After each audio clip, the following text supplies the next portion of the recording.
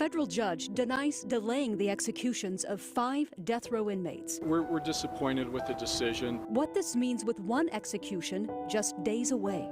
And that is where we begin at 6. I'm Jolene Cheney. And I'm Kevin Ogle. Those 5 inmates asking for their execution to be put on hold because of an upcoming trial challenging Oklahoma's execution protocol. News 4's Jessica Bruno has been in the courtroom all day, and she joins us live with the update. Jessica. Kevin and Jolene, the attorneys for the inmates, have already filed an appeal tonight because the clock is really ticking here. You'll recall inmate John Grant is scheduled to be executed this coming Thursday.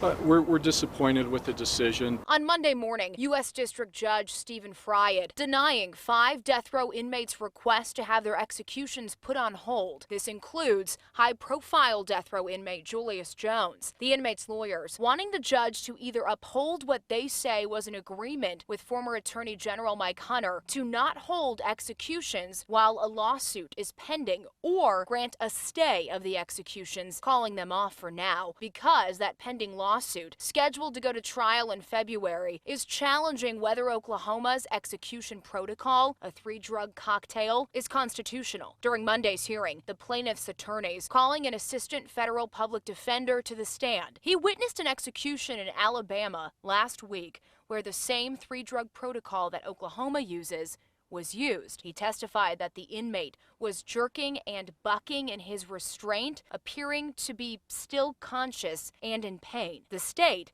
then called an anesthesiologist to the stand. He testified that the movement does not necessarily mean the inmate is in pain, but rather is a normal reaction to the drugs. We will be asking the 10th Circuit to review Judge Fried's decision and to issue a stay of Mr. Grant's execution, as well as the execution scheduled in the coming months. The inmates' attorneys now preparing to appeal, and the clock is ticking because one of the inmates, John Grant, is scheduled to be executed this Thursday, and Julius Jones 3 weeks after that, depending on the result of his clemency hearing on Tuesday. The 10th Circuit is aware that this is on its way.